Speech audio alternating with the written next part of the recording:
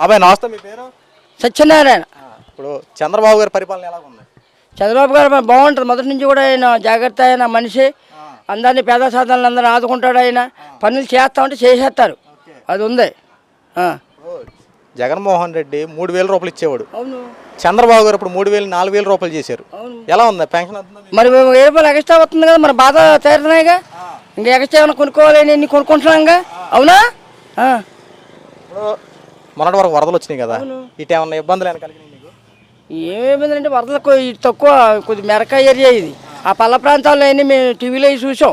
వాళ్ళందరికీ సదుపాయం చేసి చంద్రబాబు 74 సంవత్సరాలు కూడా వరదలు వెళ్ళి అనేక మందిని కాపాడారు. చూశానుగా, టీవీలో చూశానుగా. మరి ఆయన మరి అసలు మినిస్టర్ అయ్యిండే రావాలని పని ఉంది. బయటికి వచ్చి అందరిని ఆదుకొని చూసుకున్నారు. సాయం చేశారా? రైస్ ఇచ్చారా? పళ్ళు పలహారాలు ఇచ్చారా? కొంతమంది అన్నీ ఇచ్చారా? సదుపాయం చేశారా లేదా? బుల్డోజర్లతోటి కొప్పులతోటి తీయించి మెరకేయించి నీరు డౌన్లోకి వెళ్ళేలా చేశారా? మళ్ళీ విజయవాడని మళ్ళీ లైన్లో తీసుకొచ్చారు కదా. ఇంకా చేస్తారు. ఆయన ఉంటే ఆయన మాకు కావాలి. ప్రభుత్వం బాగుంటుంది. ప్రతి ఇంటికి 25,000 రూపాయలు ఇచ్చి ఆదుకున్నాడు అందరిని అక్కడ. చూసాం టీవీలో చూసాం, పేపర్లో కూడా పడింది. ప్రతి ఇంటికి 25,000 ఇచ్చి ఇంటింటికి ఇచ్చి ఆ వరదల్లో మునిగిపోయిన ప్రతి ఇంటికి 25,000 ఆదుకున్నాడు. ఇది ఎలా చూడొచ్చు మనం? భగవంతులో చూసుకుంటాం, ఇంకెలా చూసుకుంటాం. వాళ్ళ మామగారి పేరు ఎన్టీ రామారావు గారి పేరు నిలబెట్టారు. అది మనకు కావాల్సింది. అవునా? ఈయన రాజశేఖర్ గారు చేస్తారు, తండ్రి పేరు చేద్దామంటే చేసాడు, బాగా చేసాడు. లాస్ట్లో చూసి అనిపించాడు. మరి అదే ఓకేనా? ఇప్పుడు మన ఏరియా చంద్రబాబు ప్రభాకర్ గారి పరిపాలన ఎలా ఉంటుంది? ఆయన బాగా చేస్తాడు. ప్రభాకర్ గారు అంటే మాట అంటే ఆయన మాట. ఇప్పుడు కష్టం అని ప్రభాకర్ గారి దగ్గరికి ఎవరైనా చెప్పుకుంటకెళ్ళారనుకో, అక్కడికక్కడ అధికారులు నియమించి స్పాట్లో పని తీరుస్తారంట. నిజమేనా? చేస్తారు.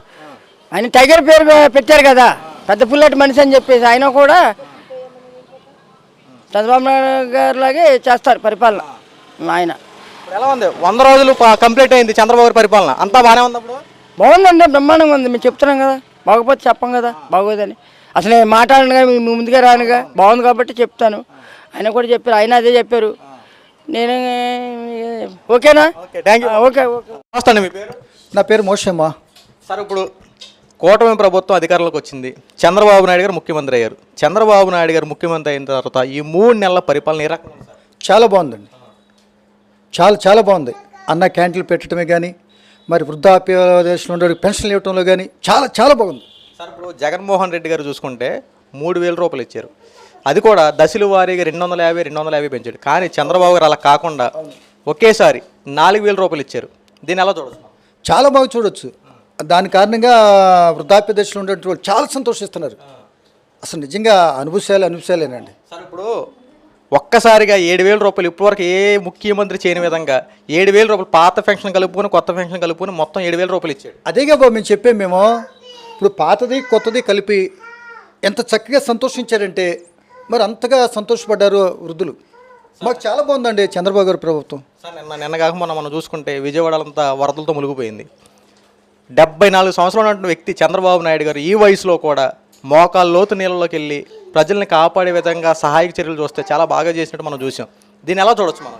చాలా బాగా చూడొచ్చు. అంత పెద్ద వయసులో ఉన్న ఆయన నీటిలో దిగెళ్ళి మరి ఆ బాధితులను పరామర్శించారు. మరి మాజీ ముఖ్యమంత్రి లాగా ఫ్లైట్లో వెళ్ళలేదండి, లేకపోతే హెలికాప్టర్లు వెళ్ళి గిరగర తిరగలేదండి. అది అసలు ఆ వయసుకి వండర్ఫుల్ అండి. చంద్రబాబు గారు ఎంతలా చేస్తామంటే జగన్మోహన్ రెడ్డి మాత్రం బురద జల్లే రాజకీయాలు చేసుకుంటూ ప్రభుత్వం అసలు ఏమీ పట్టించుకోవాలా, చంద్రబాబు నాయుడు సహాయ చర్యలు సరిగ్గా చేయలేని చెప్పి మాట్లాడుతూ ఉన్నాడు. దీన్ని ఎలా చూడదు? సో కామన్గా ఓడిపోయిన వాళ్ళు గెలిచిన వాళ్ళ మీద, గెలిచిన వాళ్ళు ఓడిపోయిన మీద మాట్లాడటం కామన్ అండి. అది పెద్ద చెప్పుకోదగ్గ విషయం కాదండి. ఇదే పరిస్థితిలో చంద్రబాబు గారు కాకుండా జగన్మోహన్ రెడ్డి ముఖ్యమంత్రి అయ్యి ఉంటే కనుక విజయవాడ ఇప్పుడు కోలుకునేది అంటారా? అసలు పూర్వదశకు వస్తారో అదో నమ్మకం లేవండి. కానీ అప్పుడే ఆ కాలం గంటలు పడినాయి అనుకోండి, ఆ వర్షంలోనే మిలిటరీ వాళ్ళని తీసుకొచ్చి కూడా ఆయన ఎంత త్వరితగతిన ఆ గంటలు పొడ్చబట్టి విజయవాడ కొద్దిగా సేఫ్ సైడ్లో ఉంది ఇప్పుడు. జగన్మోహన్ రెడ్డి కాదండి, ఇప్పుడు ఆ యొక్క బ్రిడ్జికి బోట్లు అడ్డుపడ్డాయి కదండి, అసలు అట్లని కట్ చేసి తీయటానికి ఎంత శ్రమించారండి. నిజంగా అలా చేయలేండి. చేస్తే ప్రజల క్షేమం కొరకు, మరి ఆ యొక్క రవాణా విషయంలో ఇబ్బంది పడకుండా, నిజంగా మరి అది బ్రిడ్జికి డ్యామేజ్ కాకుండా ఎంత చర్య తీసుకున్నారంటే మరి సంతోషం తగ్గ హర్షించ విషయం అండి అది. సార్, ఈ రోజున ఎక్కడికక్కడ చూసుకుంటే వైసీపీ ప్రభుత్వం వాళ్ళు అరెస్టులు అవుతూ ఉన్నారు.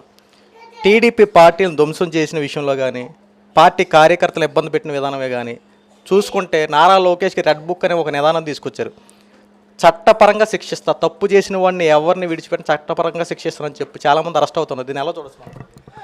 సో ఇప్పుడు అనుకూలమైన పరిస్థితులు ఉన్నప్పుడు తప్పించుకున్నా తప్పే కదండి. న్యాయసమ్మతమైనటువంటి క్రమం వచ్చినప్పుడు తప్పనిసరిగా తప్పు చేసిన వ్యక్తి శిక్ష విధించడం న్యాయమేనండి. న్యాయమే. అది నేను కావచ్చు, మరొకరు కావచ్చు అండి. న్యాయమే చేస్తున్నారు, బాగుంది. అందుకంటే వెనకాల మరొకరు ఇటువంటి కార్యక్రమాలు చేయకుండా చర్య తీసుకుంటాం కారణంగా మరి ఇటువంటి భయంకరమైన క్రియలు ఆగుతాయండి అని మా ఉద్దేశం అండి. సార్, ఇప్పుడు అన్నా క్యాంటీన్లు మళ్ళీ ఓపెన్ అయినాయి. గత ప్రభుత్వంలో జగన్మోహన్ రెడ్డి గారు అన్నా క్యాంటీన్లు మొత్తం తీశారు. ఒకటే, పేదవాడి నోటికాడు కూడు తీయకూడదు. అలాంటిది జగన్మోహన్ రెడ్డి అన్నా క్యాంటీన్లు మొత్తం ఆపేసి పేదవాడి నోటికాడు కూడు లాగేశాడు. మళ్ళీ చంద్రబాబు గారు పేదవాడి కష్టాన్ని గుర్తెరిగి మళ్ళీ అన్నా క్యాంటీన్లు ఏర్పాటు చేశారు. దీన్ని ఎలా చూడొచ్చు?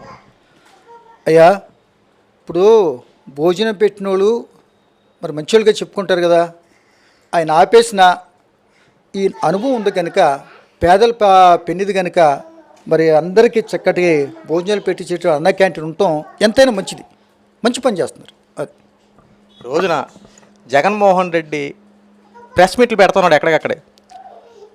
చంద్రబాబు గారు క్షమాపణ చెప్పాలి, వర్షాలు రావడానికి చంద్రబాబు గారి కారణం అంట, క్షమాపణ చెప్పాలన్నాడు. ప్రకృతి విపత్తును కూడా చంద్రబాబే కలగజేశారని చెప్పి మాట్లాడుతున్నాడు. ఇతనికి జగన్మోహన్ రెడ్డి మీరు ఏం చెప్పాలనుకుంటున్నారు? అంటే ఓడిపోయిన వాళ్ళు ఓడిపోతే జగన్ గారు ఓడిపోతే కారణం ఏంటి? దేవుడా, వర్షాలు వచ్చిన ఇలా ఉండడం ఆయన ఏదనుకోండి. అంటే జగన్మోహన్ రెడ్డి గారు ఓడిపోవటానికి ఎవరు కారణం ఏంటి? ఇప్పుడు వర్షాలు రావటానికి ఆయన ఓడిపోవటానికి దీనికి సంబంధం లేదండి, సంబంధం లేదు. ఆయన చేయవలసినటువంటి ఏదైతే వాగ్దానం చేశారో మరి అన్ని ఇటువంటి క్రిటికల్ పొజిషన్లు కూడా అన్నిటినీ చక్కగా కేంద్రం దగ్గర నుండి కానీ, మరొక విషయంలో కానీ, లేకపోతే ఆ సినీ ఫీల్డ్లో ఉండేటువంటి కానీ చక్కగా డొనేషన్ మరి గ్యాదర్ చేసి ఎంతో అందరికీ పేదలకి అందించడానికి నెంబర్ 1గా చేస్తున్నారండి బాబు.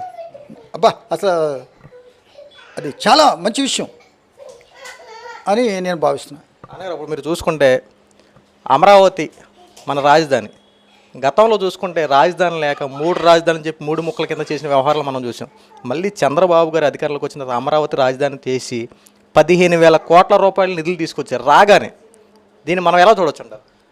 సో గతంలో 3 రాజధానులు ముచ్చటగా అన్నారండి. 3 దాని ముచ్చట ఎగిరిపోయిందండి. ఇప్పుడు ఉన్నదాన్నే కాపాడలేకపోయారు. ఇక కట్టేది ఇక కట్టలేదనుకోండి. సో ఉన్నదాన్నే సరే దాన్ని కరెక్ట్గా మనకు రాజధానిగా ఉండాలి కనుక, అది కామన్ కనుక రాష్ట్రానికి ఆయన చక్కగా ఉన్నదాన్ని బిల్డప్ చేయడానికి కేంద్రం నుండి అంత అమౌంట్ తీసుకురావటం హర్షించదగ్గ విషయం అండి. సంతోషం. అది కంప్లీట్ చేసి మరి నిజంగా చరిత్రలో చంద్రబాబు గారు నిలిచిపోతారండి. అంటే రాజకీయ అనిపించాలి కదండి, ఎలాగని చేస్తారు అనిపించాలి. సార్, ఈరోజు మనం చూసుకుంటే విజయవాడ పరిస్థితులు కానీ చూసుకుంటే మీ ఇంట్లో కూడా శుభ్రం చేయాల్సిన పని చంద్రబాబుకు లేదు. ఇప్పుడు ఈ వరదల్లో మునిగిపోయారు, అలా వదిలేవచ్చు. కానీ చంద్రబాబు గారు అలా కాకుండా ప్రతి ఇంటిని ఫైర్ ఇంజిన్లు ఏర్పాటు చేసి వాటి ద్వారా శుభ్రం చేసి ఆఖరికి బైక్ రిపేర్లు కూడా చంద్రబాబు గారు మెకానిక్ని ఏర్పాటు చేసి నేనే మీ అన్ని వాహనాలు పాడైపోయిన ప్రతిదాన్ని నేనే బాగు చేపిస్తానని చెప్పి ఎవరు చేయనటువంటి గొప్ప వినూత్న కార్యక్రమం చంద్రబాబు గారు చేసి చూపించారు. ఇప్పుడు అంటే ప్రతి బైకులు కూడా ఆయనే దగ్గరుండి మొత్తం రిపేర్ చేయించి ఈఎంఐలు కూడా మీరు ఏమీ కట్టొద్దు, మిమ్మల్ని అందరూ నేను ఆదుకోవడం చెప్పన్నారు. దీన్ని మనం చంద్రబాబు పరిపాలన ఎలా చూడవచ్చు? ఇప్పుడు ఇది చాలా హర్షించదగ్గ విషయం అండి. ఆపదలు ఉండి ఆదుకుంటంలో నెంబర్ 1. ఎలాగంటే ఇప్పుడు ఒక తండ్రి ఉన్నాడండి, ఆ కుటుంబంలో జరిగినటువంటి విషయాలను ఆయనే భరించి నేను ఉండాను తండ్రిగా అని అంటూ, ఒక్కడికి వాహనం ఉండొచ్చు, ఒక్కడికి మరొకటి ఉండొచ్చు. ఇవన్నీ ఆ ఇంట్లో జరిగింది కనుక నాది ఈ కష్టం అంతా నాది, నేనే సరి చేస్తాను, నా పిల్లలుగా ఉంటానంటూ చక్కటి భరోసా ఇచ్చి మరి ఆ సందర్భాన్ని అట్లా ఇవ్వటం అంటే చాలా సంతోషదగ్గ విషయం అండి. అందరూ సంతోషిస్తున్నారు అలా ఇవ్వటం కారణంగా. అలా ఇవ్వటం గారు చాలా సంతోషిస్తున్నారు. సో బ్లడ్ ప్రారంభంలో అంటే కొద్దిగా ఏమన్నా ఇబ్బంది కలిగినట్టుగా జనాలు మాట్లాడారు, దాని గురించి అయితే మేము మాట్లాడలేమండి. అయినా పెద్ద వయసు ఉండి కూడా ఆయన ఏంటంటే ఎంత లోతు మాకు లోతు పైబడి నీటిలో దిగెళ్ళి పరామర్శించటం మరి ఇంకా ఆశ్చర్యము. సో హర్షించదగ్గ విషయం. అందుని బట్టి ఆ వయసులో కూడా వెళ్తున్నారు. ఎంత ప్రజాసేవ చేయాలి, ఎంత సహాయం చేయాలి అనేటువంటి తత్వం వారిలో ఉన్నట్టుగా మేము గమనిస్తున్నామండి. అలా చేసి చూపిస్తారు ఆయన, అంతే.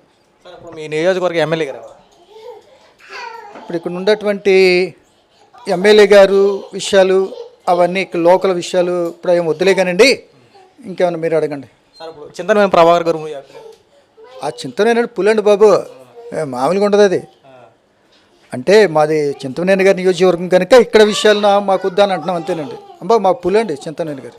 సార్ ఇప్పుడు చింతనమైన ప్రభాకర్ గారి దగ్గరికి కష్టమని చెప్పుకుంటాకి వెళ్తే వెంటనే అక్కడికక్కడ అధికారులు నియమించి స్పాట్లో ఆ సమస్యను తీరుస్తారంటే ఇది ఎంతవరకు నిజం? కరెక్ట్ అండి, కరెక్ట్. అక్కడ నా పని భేదం లేకుండా సమస్య వింటారు. అక్కడ ఉంటే వాళ్ళు ఎవరో దాని కన్సల్టెంట్ ఆఫీసర్ ఎవరు అనుకుని తక్కువ ఫోన్ చేసి ఎందుకు చేసావు ఆ విషయం పంపిస్తున్నాను అందుకు క్లియర్ చేయని అప్పటికప్పుడే చేయిస్తారండి. అదండి ఒక ప్రభుత్వ అధికారిగా ఉన్నటువంటి లేకపోతే ఒక అధికారిగా ఉన్నప్పుడు పేదలకు ఆ విధంగా సాల్వ్ చేసినప్పుడు వాళ్ళ గౌరవం పెరుగుతుంది.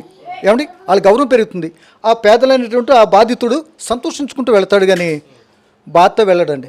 ఆయన దగ్గరికి వస్తే తప్పనిసరిగా కార్యక్రమం స్పాట్లోనే జరుగుద్దండి. అందరిలాగా రేపు రామ్మ చూద్దాం, మరి రేపు రెండుకి మాట్లాడదాం అనే తత్వం మా పులి ఏమండి దెందులూరు నియోజకవర్గం పులి ఆ టైగర్కి మాలు ఇది లేదండి. చింతనే ప్రభాకర్ గారికి డేరు టైగర్ అంటే ఎలా ఉందో అలాగే డేరుకి వెళ్తారు. లేకపోతే వాళ్ళు చెప్తే ఫోన్ ఇది చేయకపోతే డైరెక్ట్గా ఆయనే దిగిపోతాడు రంగంలోకి. ఎందుకు చేయలే? పేదోళ్ళకి చేయరా? నువ్వు కైనోళ్ళకే చేస్తావా? నువ్వు ఒక ఆఫీసర్వి సమన్యాయం చేయవలసిన బాధ్యత చూసుకోవాలనుకుని వాళ్ళ తరపు నుండి ఆయన పోరాడి న్యాయం చేయటంలో నెంబర్ 1 అండి. ఎవరో మా పులి టైగర్ చింతనే ప్రభాకర్ గారు. ఇంకా ఆయన గురించి చెప్పాలంటే అసలు ఎన్నైనా చెప్పొచ్చండి.